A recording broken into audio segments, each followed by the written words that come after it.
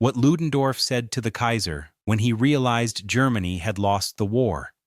The door was made of iron and oak.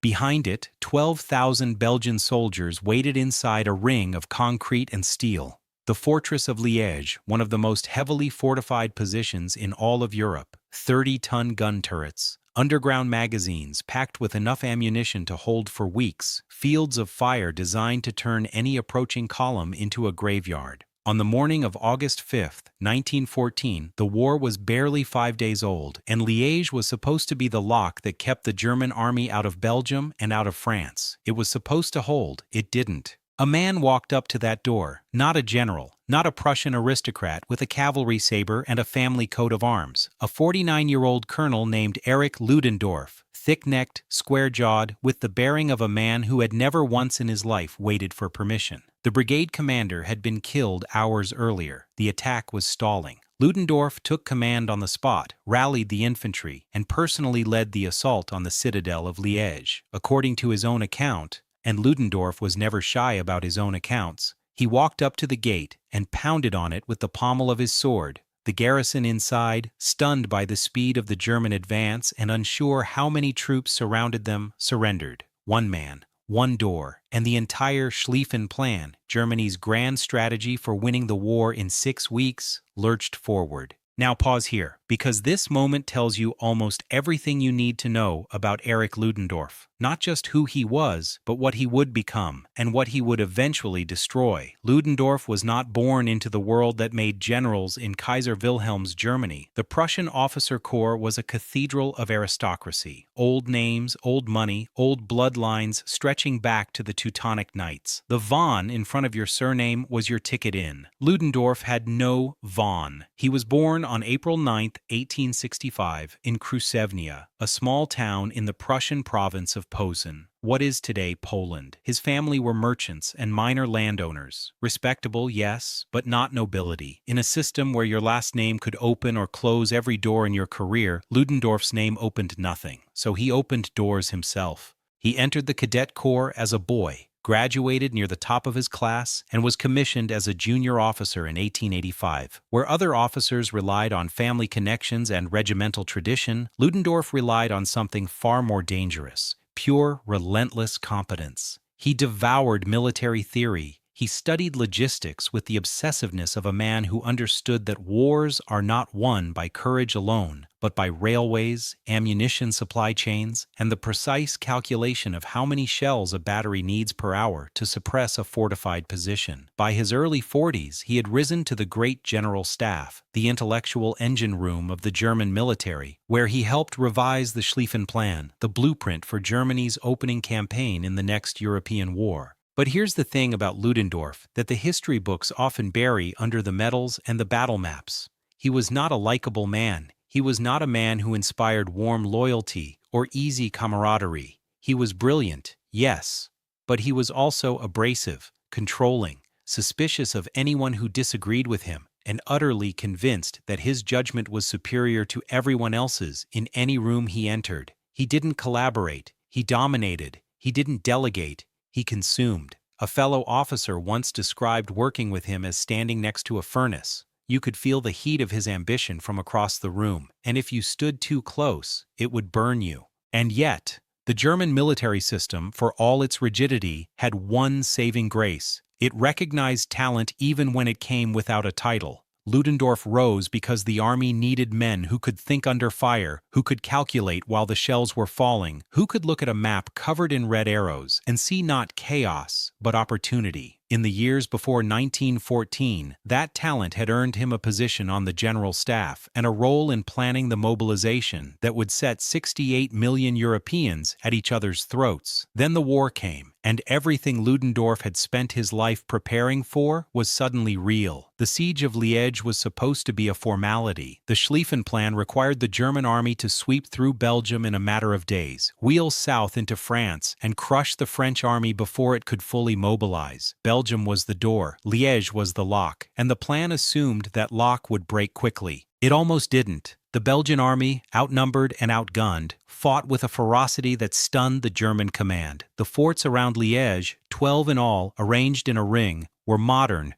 reinforced, and designed to resist exactly the kind of assault the Germans were attempting. On August 5th, the first German infantry attacks were thrown back with heavy casualties. Entire battalions advanced into fields of interlocking machine gun fire and were torn to shreds. The neat arrows on the staff maps were already bleeding. It was in this chaos that Ludendorff found his moment. The commander of the 14th Brigade had been killed. The brigade was stalled, pinned under fire, its officers unsure what to do next. Ludendorff, technically a staff officer, not a field commander, took charge without orders. He reorganized the shattered units, personally directed the assault, and led the troops into the gaps between the outer forts and toward the city center. By August 7th, the citadel had fallen and the city was in German hands. The outer forts held on for days longer, eventually reduced by massive siege guns. The colossal 420mm Big Bertha howitzers that could lob shells weighing nearly a ton. But the breakthrough was Ludendorff's. For this, he received the Pour le Mérite, the highest military decoration Prussia could bestow for battlefield bravery. The Blue Max, as it was known, was a medal that had adorned the chests of Frederick the Great's marshals. Now, it hung around the neck of a colonel from Kruzevnia, with no aristocratic blood and no powerful sponsors, just results. But medals, like victories, have a second face.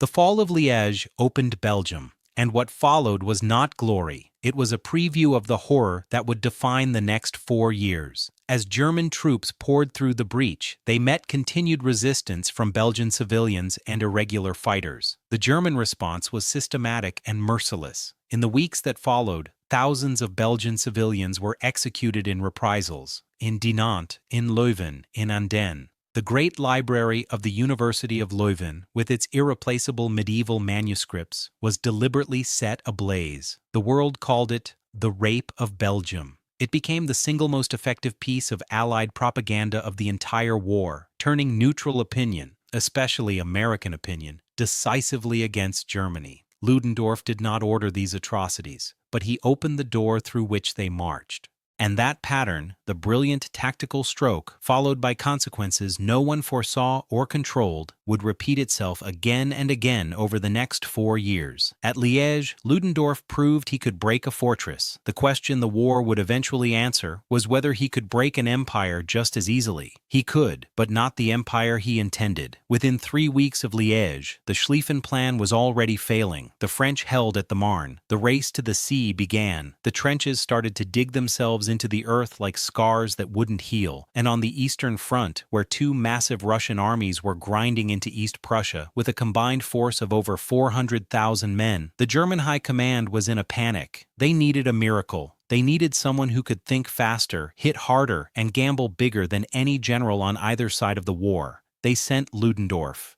And what happened next would make Tannenberg the most famous German victory of the entire war, and plant the first seed of the lie that would eventually destroy Europe. The forests of East Prussia smelled of pine resin and rain.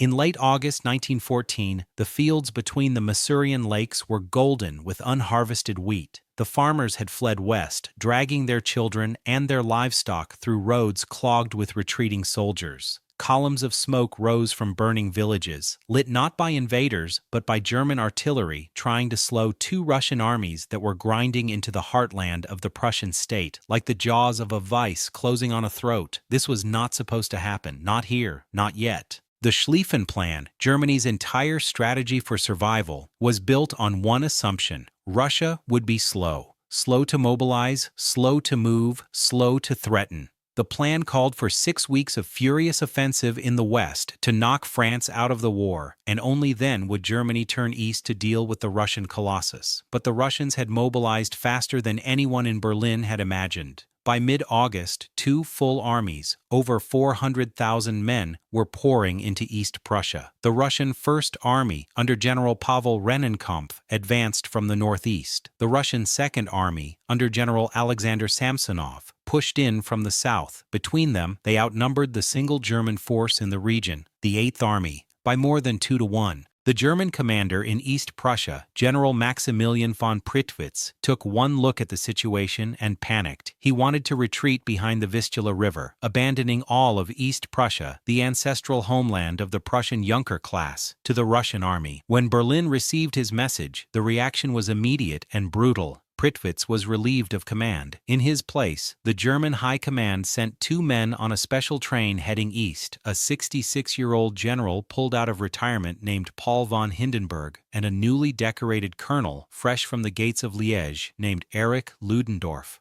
They met for the first time on that train, the old warrior and the young firebrand. Hindenburg, tall, broad, with a walrus mustache and the unshakable calm of a man who had seen too many wars to be frightened by one more. Ludendorff, coiled, intense, already calculating before they had reached the front. It was a partnership that would reshape Germany and eventually destroy it. But on that train, rolling east through the August night, it was simply 2 men trying to figure out how to stop an avalanche. When they arrived at 8th Army headquarters in Marienburg on August 23rd, they found something unexpected. A plan was already waiting for them, and it hadn't been written by either of them. Colonel Max Hoffmann, the 8th Army's chief of operations, had been working the problem for days. Hoffmann was a different breed of officer. Brilliant, irreverent, with a sharp tongue and an even sharper mind. Years earlier, he had served as a military observer during the Russo-Japanese War, and there he had learned 2 things that no one else in the German army seemed to know. First, that the Russian army's communication security was essentially non-existent. They regularly broadcast orders over open radio, unencrypted for anyone to intercept. Second, that Generals Rennenkampf and Samsonov despised each other. Their hatred dated back to a personal confrontation during the Battle of Mukden in 1905, and Hoffmann calculated, correctly as it turned out, that Rennenkampf would be in no hurry to come to Samsonov's rescue if the latter found himself in trouble. Hoffmann's plan was breathtaking in its audacity. Leave a single cavalry division as a screen facing Rennenkampf's 1st Army in the north, a bluff, a ghost force designed to make the Russians think the Germans were still there. Meanwhile, move the entire rest of the 8th Army south by rail and on foot, concentrate everything against Samsonov's 2nd Army, and destroy it before Rennenkampf realized what had happened. It was a gamble that violated every principle of caution. If Rennenkampf advanced while the Germans were repositioning, the 8th Army would be caught in the open and annihilated. Ludendorff studied the plan. He hesitated. According to Hindenburg's memoirs, they discussed their options calmly over dinner on the night of August 26. According to military historian Walter Elze, who spoke to Hindenburg years later, Ludendorff was in a state of barely controlled panic that evening, terrified that Rennenkampf would advance and catch them mid-maneuver. But Hoffmann had an ace, intercepted Russian radio messages. Rennenkampf had broadcast his marching orders in clear text. He was turning north, away from Samsonov, heading toward Königsberg. He wasn't coming to help. The jaws of the vice were separating. Ludendorff gave the order. The trap would close, but on the Russians. What followed between August 26 and August 30, 1914, was one of the most complete encirclements in the history of modern warfare. From the west, General Hermann von François's Corps, transported 200 miles by rail in a feat of logistics that only the German railway system could manage, struck Samsonov's left flank.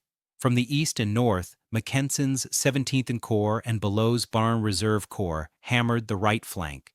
In the center, the German Kaiser Corps held firm, absorbing Samsonov's advance and drawing his forces deeper into the sack. Samsonov didn't realize the danger until it was too late. His communications with Rennenkampf were practically non-existent. His troops were exhausted, undersupplied, and advancing through terrain they didn't understand. By August 28th, the German pincers were closing. By August 29th, François' forces had linked up with Mackensen's at Willenburg. The encirclement was complete. The Russian Second Army was caught in a cauldron centered near the village of Frogenow, west of Tannenberg. What happened inside that cauldron was slaughter. Russian soldiers trying to break out by dashing across open fields, heavy with unharvested crops, were mowed down by machine gun fire. Those who tried to fight were pounded relentlessly by artillery. Entire regiments surrendered en masse. Long columns of prisoners choked the roads leading away from the battlefield. Hindenburg and Ludendorff watched from a hilltop, connected to the battle by a single field telephone line. When it was over, the numbers were merciless. Over 92,000 Russian soldiers were taken prisoner. An estimated 30,000 were killed or wounded. Of Samsonov's original 150,000 men, fewer than 10,000 made it back to Russia. The Germans captured between 350 and 500 artillery pieces. 60 trains were needed to transport the captured equipment back to Germany. German losses were fewer than 20,000. And General Samsonov, on the night of August 29th, lost in the forests with a handful of aides, unable to see in the darkness, unable to face the Tsar with the news of what had happened, he walked away from his companions, alone, into the trees. A single gunshot echoed through the pines. His body was found by German search parties days later. They buried him with full military honors. Even in victory, the Germans understood what that forest had swallowed. Tannenberg became the most celebrated German victory of the entire war. Hindenburg and Ludendorff were fated as national heroes, saviors of East Prussia, destroyers of the Russian menace. The Kaiser, unable to resist the symbolism, insisted the battle be named after the village of Tannenberg, even though the fighting had taken place 30 kilometers away, because in 1410, at that same village, the Teutonic Knights had suffered a devastating defeat at the hands of the Poles and Lithuanians. 5 centuries of humiliation, avenged in 5 days. But glory, as always, had a second face. The real architect of the plan, Colonel Hoffmann, received little public credit. Ludendorff, in his memoirs, took full responsibility for the encirclement, and most historians have assigned him the lion's share of the operational genius. Hindenburg spoke modestly of "we," but Hoffmann knew the truth, and he spent the rest of his career quietly making sure others knew it too. More dangerously, Tannenberg inflated German strategic confidence to a degree that would prove catastrophic. A victory built on intercepted messages, Russian incompetence, a personal feud between 2 enemy generals, and the audacity of one overlooked staff officer was absorbed into the national mythology as proof of German military invincibility. The German command tried to replicate Tannenberg's encirclement tactics again and again, at the Vistula River, at Liège, on the Western Front, and never achieved anything close. Tannenberg was a masterpiece that could not be repeated, but the men who took credit for it believed it could. And the partnership it created, Hindenburg the figurehead, Ludendorff the engine, was now cemented in the public imagination as an unbreakable force. The German press called them the Dioscuri, the twin gods of war. Postcards bearing their portraits sold by the millions. Hindenburg's face was carved into wooden statues where citizens could hammer nails as a patriotic donation. They were no longer just generals, they were symbols, and symbols, once created, are very difficult to control. Within 2 years, that partnership would consume the Kaiser himself. Within 4, it would consume Germany. And the man who walked out of Tannenberg believing he was destined to win every war he touched would one day stand before that same Kaiser and say the words that ended everything. But that day was still far away. In September 1914, the guns of the Eastern Front were still firing, and Ludendorff's appetite for power was only beginning to sharpen. The question was no longer whether he could win battles, it was whether anyone could stop him from winning everything else. There is a particular kind of silence that fills a room when power changes hands without anyone signing a document. No ceremony, no oath, no crown placed on a head, just a slow, suffocating shift, like the air pressure dropping before a storm. And when it's over, the man who was giving the orders is no longer the man with the title. He's the man standing behind him. By the summer of 1916, that storm had already broken over Germany, and the man standing behind the throne was Erich Ludendorff. To understand how a general without noble blood, without the rank of field marshal, without even the formal title of supreme commander, came to rule the most powerful military machine in Europe, you have to understand what happened to Germany between Tannenberg and the Somme. 2 years of war had ground down the initial euphoria, like boots grinding glass into mud. The quick victory promised by the Schlieffen Plan had evaporated into the endless, rat-infested trench lines stretching from the Swiss border to the English Channel. Verdun, that 10-month meat grinder launched by Chief of Staff Erich von Falkenhayn in February 1916, had consumed over 700,000 casualties on both sides and achieved nothing. Germany hadn't bled France white, France hadn't broken.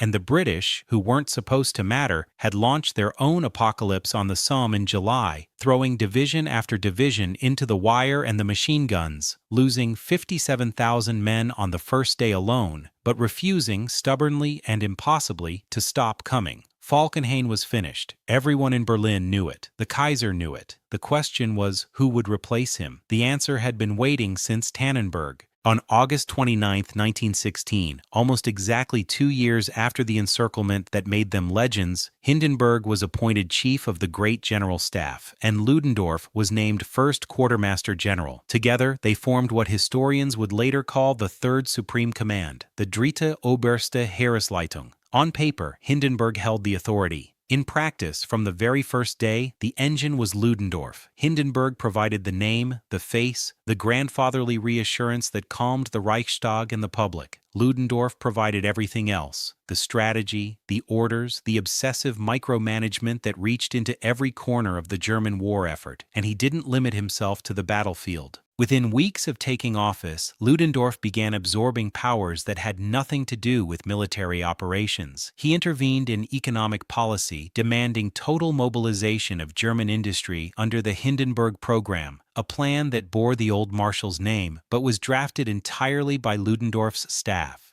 The program aimed to double ammunition production and triple mortar and machine gun output by the spring of 1917. It militarized the German economy in ways that would have seemed unthinkable a year earlier. Factory workers were subjected to quasi-military discipline, labor unions were co-opted or silenced, raw materials were rationed with an iron fist, the entire nation was being reshaped into a machine with a single purpose, and the hand on the lever was Ludendorff's. He reached into politics next. When Chancellor Theobald von Bethmann-Hollweg resisted Ludendorff's demands, particularly on the question of unrestricted submarine warfare, Ludendorff simply maneuvered to have him removed. In July 1917, Bethmann-Hollweg was forced to resign, replaced by the pliable Georg Michaelis, a man so obscure that even the Kaiser barely knew his name. Michaelis lasted 3 months before being replaced by Georg von Hertling, another figurehead who understood that his role was to implement whatever Ludendorff decided. The Reichstag, Germany's parliament, was reduced to a rubber stamp. Generals dictated policy. The civilian government existed in name only. And the Kaiser?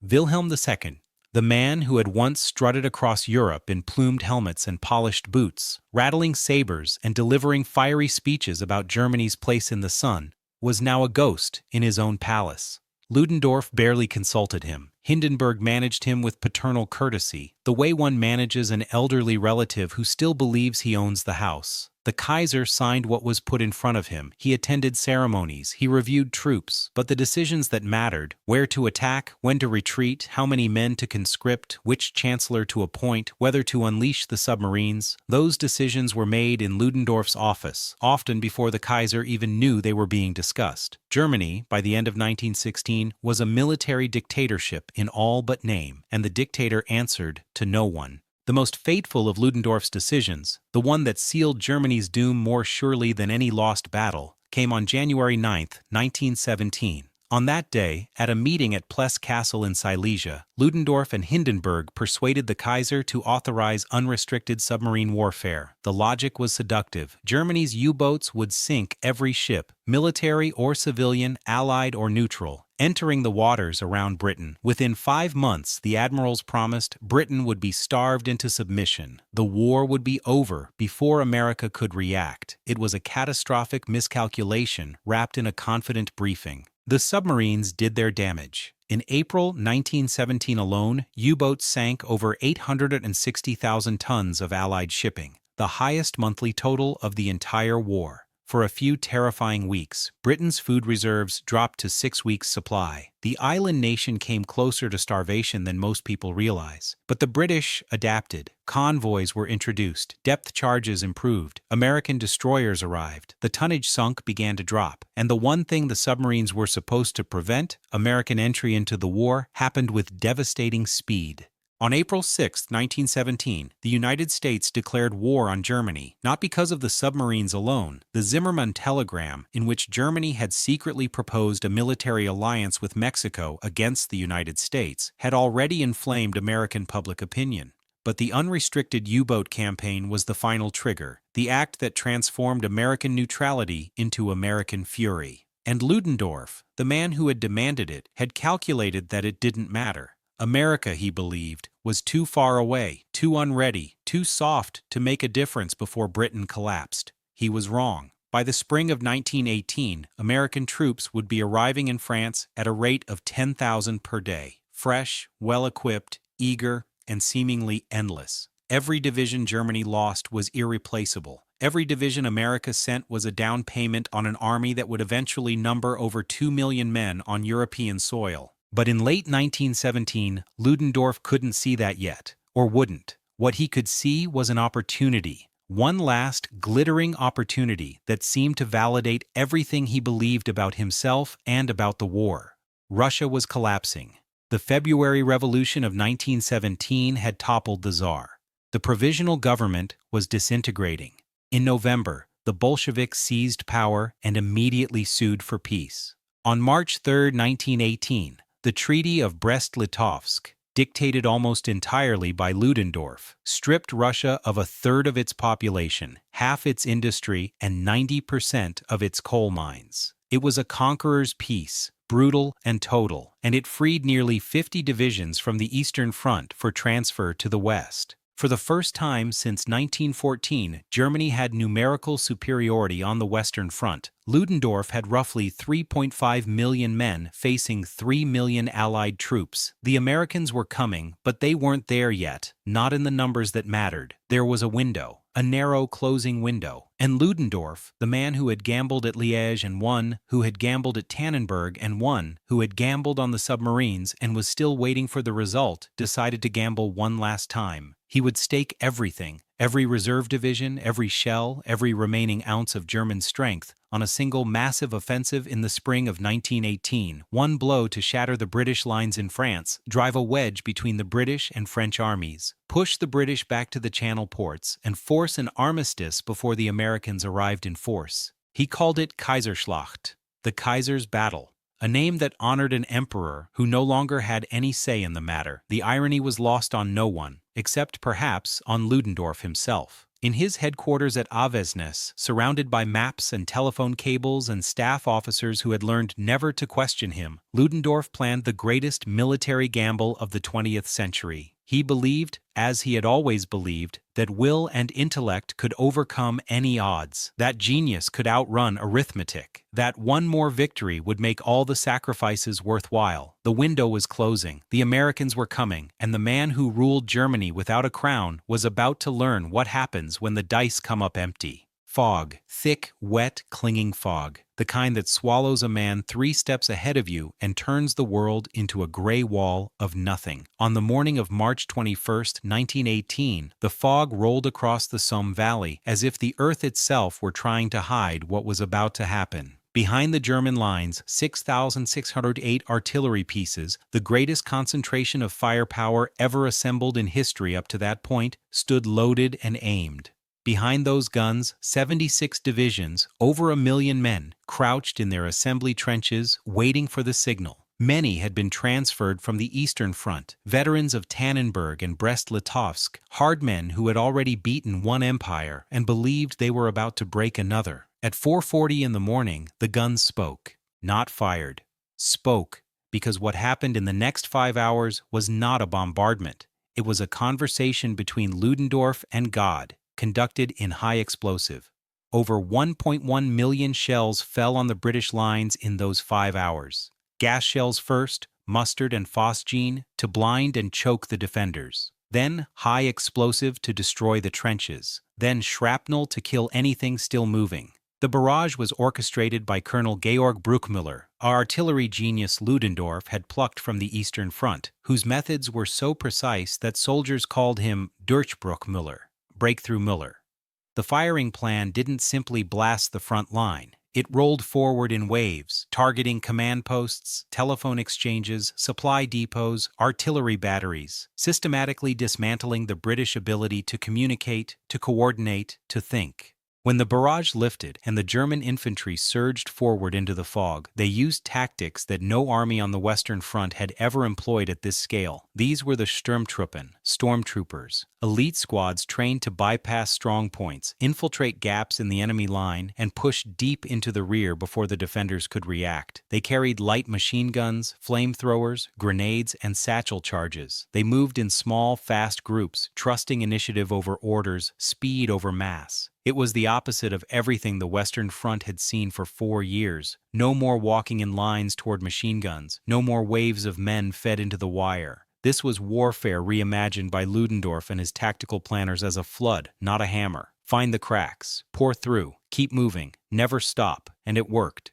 The British Fifth Army, under General Hubert Gough, collapsed. Not gradually, it shattered. In the fog and the gas and the chaos, entire battalions lost contact with their headquarters, with their flanks, with reality. Some units fought to the last man. Others simply dissolved, soldiers stumbling rearward through a landscape that no longer made sense. By the end of the first day, the Germans had advanced up to 6 kilometers in some sectors, more ground than the British had gained in 5 months on the Somme in 1916. Within 3 days, Gough's Fifth Army had been pushed back nearly 60 kilometers. The British lost over 38,000 men on the first day alone, 21,000 of them taken prisoner, the worst single-day capture in British military history. In Ludendorff's headquarters at Avesnes, the mood was electric. Staff officers tracked the advance on enormous maps, moving pins forward with hands that trembled, not from fear, but from exhilaration. For the first time since 1914, the Western Front was moving.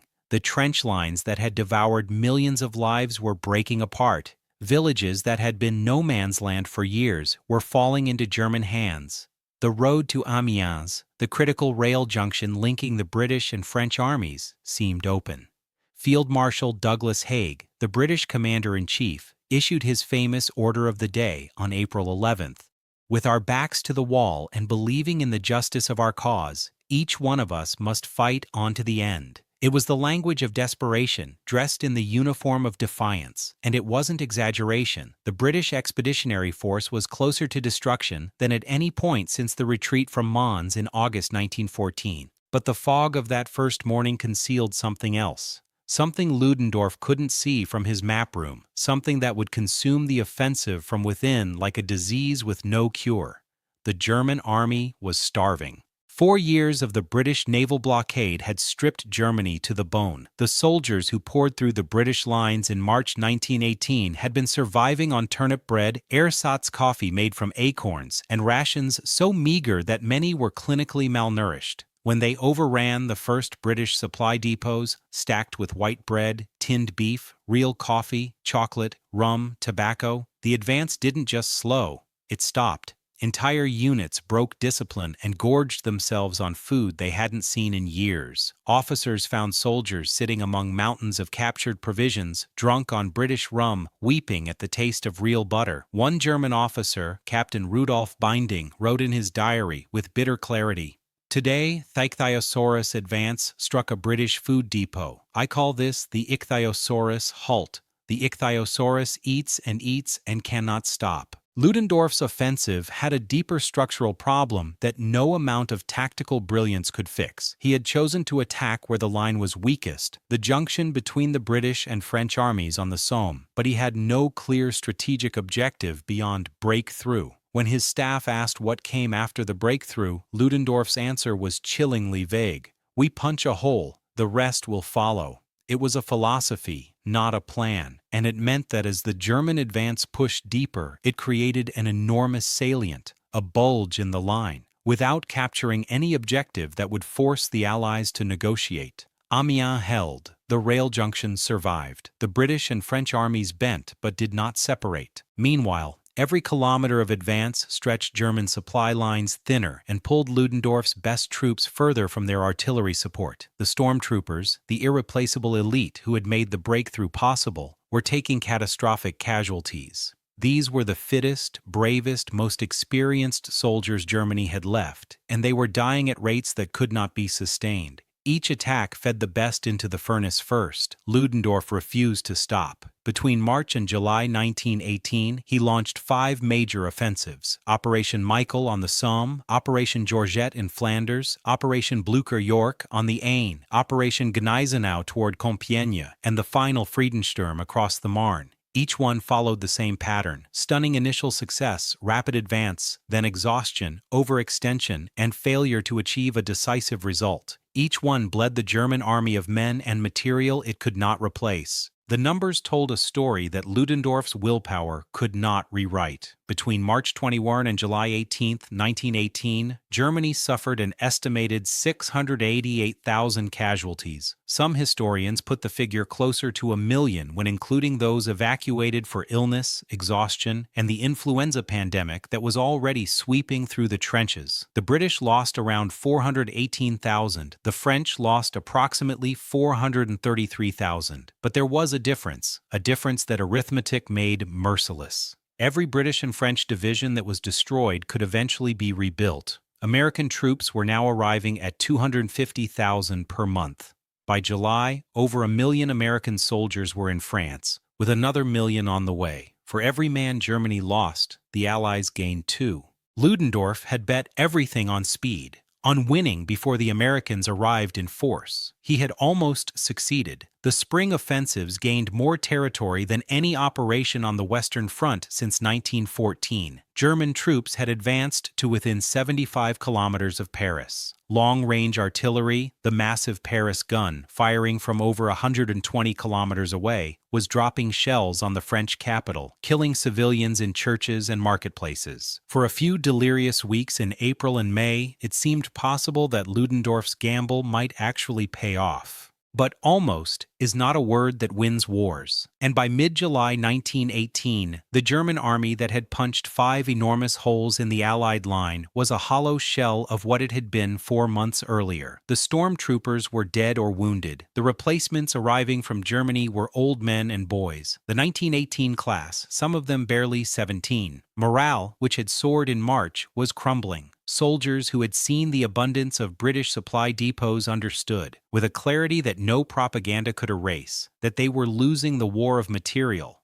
Letters home spoke of exhaustion, of futility, of the feeling that each attack was feeding men into a machine that produced nothing but more attacks. On July 18th, the French and Americans counterattacked at Soissons, hitting the western flank of the Marne salient with overwhelming force. It was the beginning of the end, though Ludendorff didn't know it yet, or perhaps he did, somewhere beneath the compulsive energy and the refusal to accept what the numbers were screaming at him. The Kaiser Schlacht was over. The Kaiser's battle had been fought and lost, not in a single dramatic defeat, but in the slow, grinding arithmetic of attrition that Ludendorff had spent his entire career trying to transcend.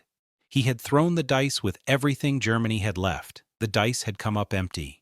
And now, with the Allied armies gathering strength for a counterblow that would make the spring offensives look like skirmishes, Ludendorff sat in his headquarters at Avesnes, surrounded by maps covered in pins that no longer moved forward. The window had closed. The Americans were here, and somewhere in the back of his mind, in the place where even the most relentless will cannot silence the truth, he already knew what he would have to say to the Kaiser. He just wasn't ready to say it yet. Listen, before the thunder, before the tanks, before the world Ludendorff had built came apart at the seams. Listen to the silence. On the evening of August 7, 1918, the fields east of Amiens were quiet, an unnatural quiet, the kind of quiet that soldiers who survived the war would later describe as louder than any bombardment, because silence on the Western Front meant something was coming, and whatever was coming would be worse than what you could hear.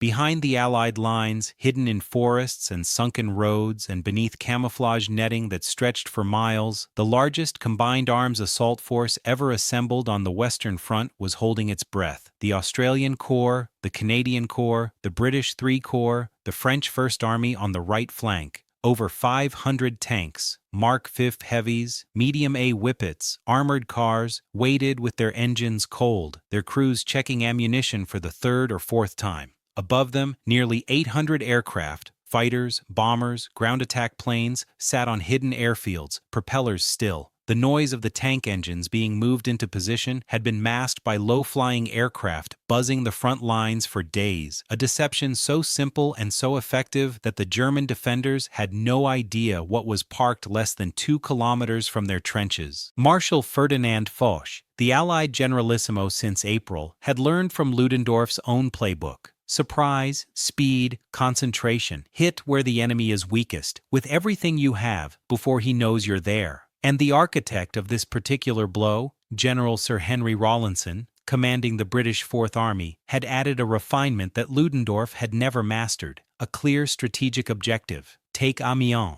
destroy the German forces in front of it, collapse the salient, and don't stop. At 4:20 in the morning on August 8, 1918, the silence ended. Over 2,000 guns opened fire simultaneously. There had been no preliminary bombardment, no days of shelling to warn the defenders, no registration shots to reveal the gun positions. The barrage was predicted, calculated mathematically from map coordinates, weather data, and barrel wear tables, and it fell on the German positions with the precision of a surgeon's knife. Behind the wall of fire, the tanks lurched forward through the morning mist, their tracks crushing the wheat and the wire with equal indifference. And behind the tanks came the infantry, Australians and Canadians leading the assault, men who had been fighting on this front for years and who moved through the broken landscape with the terrifying efficiency of soldiers who had stopped being afraid of anything except failure. The German front disintegrated, not bent, not pushed back, disintegrated. Entire divisions, units that had fought through the spring offensives, that had stood at Verdun and the Somme and Passchendaele, simply ceased to exist as organized fighting forces. Soldiers surrendered in groups of hundreds. In some sectors, German troops threw down their weapons and ran before the tanks even reached their trenches. Officers reported that reinforcements marching toward the front were jeered by retreating soldiers, men screaming at them to turn back, calling them strikebreakers and war prolongers, language borrowed from the factory floors and the political pamphlets that Ludendorff had spent years trying to suppress. By noon, the Allies had advanced 13 kilometers on a front stretching over 24 kilometers. The Canadians alone had pushed 8 kilometers in the center, a distance that would have taken months to gain in any previous year of the war. German losses for the day were staggering, an estimated 30,000 casualties, including over 17,000 prisoners and 330 guns captured. 6 German divisions had been effectively destroyed. The Australian and Canadian Corps had suffered fewer than 9,000 casualties combined, a ratio of destruction that the Western Front had never seen. In his headquarters at Avesnes, Ludendorff received the reports throughout the day. Each one was worse than the last. By evening, the full scale of the catastrophe was undeniable. Entire units had surrendered without fighting. Reserves sent to plug the gap had been swept aside. The carefully constructed defensive positions east of Amiens, positions Ludendorff had personally inspected, had been overrun in hours. That night, Ludendorff wrote a passage in his memoirs that would become the most quoted sentence of the entire war. August 8th was the black day of the German army in the history of the war. This was the worst experience I had to go through. The Black Day. Not because of the territory lost. Territory could, in theory, be recovered. Not because of the guns captured. Guns could be replaced. The Black Day because of what it revealed about the German army's soul. Divisional commanders reported that their weights refused to fight, Ludendorff wrote. Entire units had chosen surrender over resistance. The will to fight, the one resource that Ludendorff had always believed was inexhaustible, the one variable he thought he could control through sheer force of personality, was breaking, and Ludendorff began to break with it. In the weeks that followed August 8th, the Allied offensives continued, not as a single massive blow, but as a series of hammer strikes along the entire length of the Western Front. Foch's strategy was elegant and relentless. Attack at one point, force the Germans to commit their dwindling reserves, then attack somewhere else before those reserves could be redeployed. The British hit the Somme sector, the French struck at the Aisne, the Americans, now fielding their own army under General John J. Pershing, launched the assault on the Saint-Mihiel salient on September 12th, capturing 13,000 prisoners in 2 days. Then came the massive Meuse-Argonne offensive beginning September 26, 1.2 million American troops thrown against the strongest section of the Hindenburg Line. The 100 Days Offensive, as it would later be known, was not one battle. It was the systematic dismantling of the German army's ability to fight, conducted by 3 Allied armies that now outnumbered the Germans in men, guns, tanks, aircraft, food, ammunition, and, most crucially, hope. Ludendorff's behavior during September 1918 alarmed everyone around him. He oscillated between rage and despair. He blamed subordinates for failures that were systemic. He issued orders that contradicted each other within hours. He slept erratically, ate little, and according to Colonel Mertz von Quernheim, his chief of operations, suffered episodes of uncontrollable weeping at his desk. A doctor was summoned, a military psychiatrist, who reportedly prescribed rest, sedatives, and singing exercises designed to calm the nerves. The image is almost unbearable. The most powerful military mind in Europe, the silent dictator who had bent the Kaiser and the Reichstag and the entire German nation to his will, sitting in his office, singing folk songs on a psychiatrist's orders while the front collapsed around him. Then came September 29th. The date matters, remember it, because on that day, 2 things happened that ended the German Empire. First, the British Fourth Army and the 27th and 30th American Divisions broke through the Hindenburg Line at the Saint-Quentin Canal, the most heavily fortified section of Germany's last major defensive position in France. Soldiers of the 137th Brigade,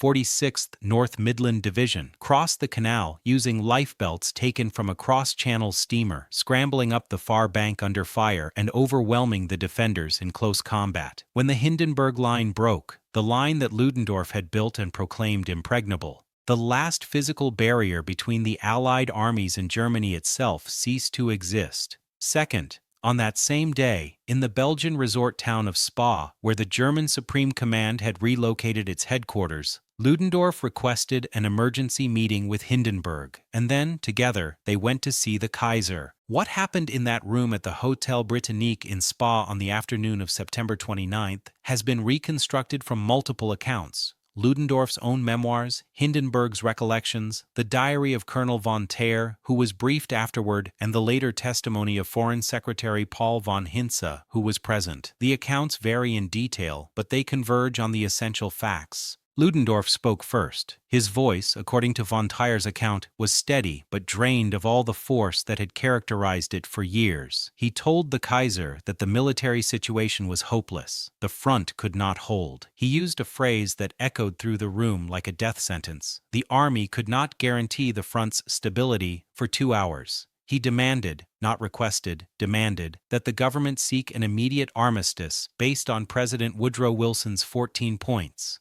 He further demanded the formation of a new government on a democratic basis, to make the armistice request appear to come from the civilian leadership rather than the military. Think about what he was saying. The man who had dismantled German democracy, who had toppled chancellors, silenced the Reichstag, reduced the Kaiser to a figurehead, was now demanding the instant creation of a democratic government for the sole purpose of taking the blame for a defeat he had engineered. The military would request the armistice, but a civilian government would sign it. The generals would step back into the shadows. And when the German people asked who had lost the war, the finger would point not at the men who had commanded the armies, but at the politicians who had signed the paper. The seed of the stab-in-the-back myth was planted in that room, in that moment, by the very man who would spend the rest of his life nurturing it into the most destructive political lie of the 20th century. Kaiser Wilhelm II, by all accounts, listened in stunned silence.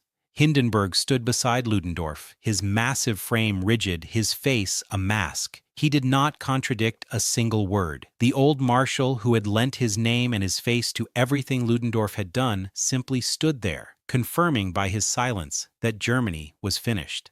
The Kaiser, whatever his many failings, understood what was happening. He reportedly told Ludendorff, "I see that we must strike a balance. We have nearly reached the limit of our powers of resistance. The war must be ended. According to some accounts," he added bitterly, "I did not expect this from you." Within days, Prince Max von Baden, a liberal aristocrat chosen specifically because he was palatable to the Allies, was appointed chancellor. On October 3, 1918, his government sent a note to President Wilson requesting an armistice. The war was not over. Men would continue dying for another 39 days, but the admission had been made. Germany had lost. And then Ludendorff did something that defied all logic, all honor, and all consistency. He changed his mind. By mid-October, as Wilson's replies demanded harsher terms, including the Kaiser's abdication and further democratic reforms, Ludendorff reversed course. He issued a proclamation to the troops declaring that Wilson's conditions were unacceptable and calling for continued resistance. He argued, to anyone who would listen, which was fewer people by the day, that the army could still fight, that the armistice had been premature, that one more defensive stand could extract better terms. It was too late.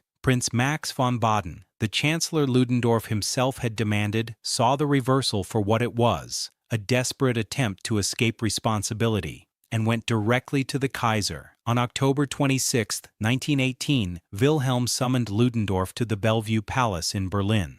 The meeting was brief. The Kaiser accepted Ludendorff's resignation, a resignation that was, in reality, a dismissal. Ludendorff walked out of the palace and into the October rain. Hindenburg stayed. The old marshal would remain in his position until the armistice was signed on November 11th, lending the weight of his name to the very end, and preserving for himself the aura of the loyal soldier who never abandoned his post. Ludendorff had no such aura to preserve. The man who had ruled Germany walked out into the street, alone, stripped of rank and authority, his career in ruins, his army collapsing, his empire dying. A passing civilian, recognizing him, reportedly offered him a taxi. He took it.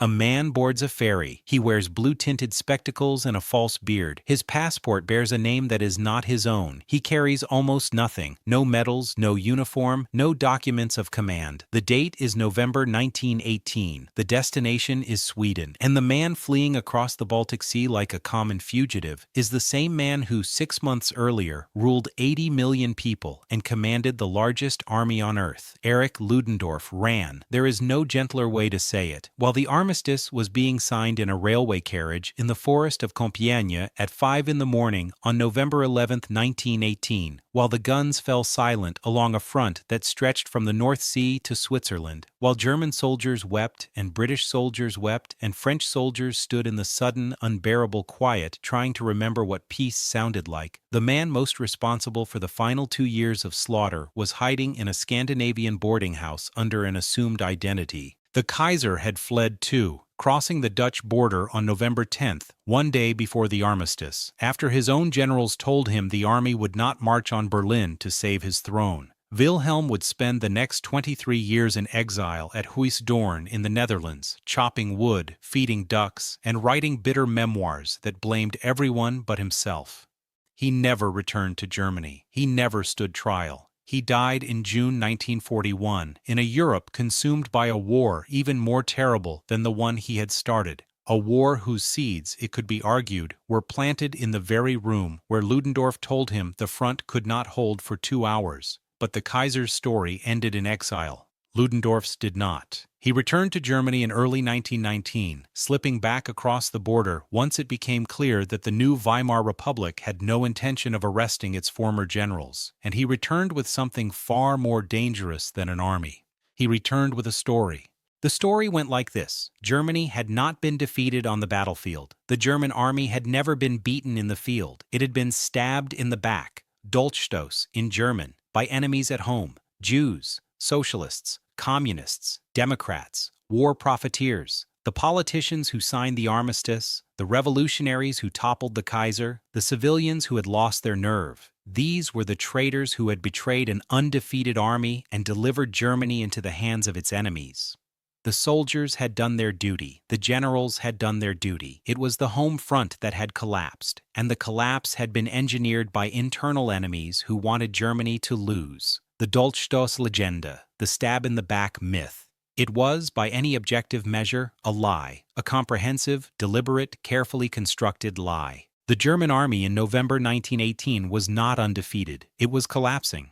Between August and November, it had lost over 1 million men to casualties, desertion, illness, and surrender. By October, nearly 750,000 German soldiers were classified as shirkers, men who had simply walked away from the front and disappeared into the rear areas, hiding in supply depots, railway stations, and abandoned villages. Entire divisions were down to a few hundred effective troops. The Hindenburg Line had been broken. The Allies were advancing on all fronts. The German home front was starving. The turnip winter of 1916-1917 had killed an estimated 763,000 German civilians from malnutrition and related diseases, and by 1918, conditions were worse. Riots were breaking out in cities. Sailors had mutinied at Kiel. Workers were striking in Berlin and Munich. Germany was not stabbed in the back. Germany was being crushed from the front and crumbling from within, and both collapses were the direct result of decisions made by the military leadership, by Ludendorff himself. But lies, when they are told with conviction and received by people desperate for an explanation that preserves their dignity, do not need to be true. They need to be useful, and the Dolchstoßlegende was extraordinarily useful. It was useful to the generals because it absolved them of responsibility for the defeat. It was useful to the officer corps because it allowed them to maintain the myth of military honor untarnished. It was useful to the conservative establishment because it blamed the revolution and the new democratic government for Germany's humiliation. And it was useful, devastatingly, world-changingly useful, to a certain kind of political agitator looking for someone to blame. The myth was not Ludendorff's invention alone. It had circulated in nationalist circles even before the armistice. But Ludendorff gave it authority. When the most powerful general in Germany, the man who had won Tannenberg, who had commanded millions, who had been worshipped as a demigod, stood before the German people and said the army was never beaten, people believed him. And when Hindenburg appeared before a parliamentary investigation committee in November 1919 and solemnly testified that the German army was stabbed in the back, the myth was canonized. The old marshal, the beloved grandfather of the nation, the wooden titan whose image still hung in millions of German homes, had confirmed it. An English general, he claimed, had told him so. The general was never identified. The quote was never verified. It didn't matter. Hindenburg had spoken. The lie was now gospel. Ludendorff, meanwhile, was descending into something darker than political revisionism. In his Swedish exile and then back in Munich, he began constructing an elaborate conspiracy theory that went far beyond the stab-in-the-back narrative. He became convinced that Germany, and indeed all of Western civilization, was under siege by a secret alliance of Jews, Jesuits, Freemasons, and Marxists who were working together to destroy the German race. He wrote books about it. He founded organizations to fight it. He surrounded himself with occultists, racial theorists, and proto-fascist agitators who shared his vision of a world divided between Aryan defenders and their hidden enemies. In this fevered atmosphere, in the beer halls of Munich, Ludendorff met Adolf Hitler. Hitler was everything Ludendorff was not: charismatic, theatrical, magnetically compelling in front of a crowd, and nothing Ludendorff was: disciplined, methodical, grounded in military reality. But they shared one thing that bound them like blood: the absolute conviction that Germany had been betrayed and that the betrayers had to be destroyed. Hitler adopted the stab-in-the-back myth as the foundational narrative of the Nazi movement. Every speech, every pamphlet, every rally came back to the same story. Germany was not defeated. Germany was betrayed, and the traitors were still among them.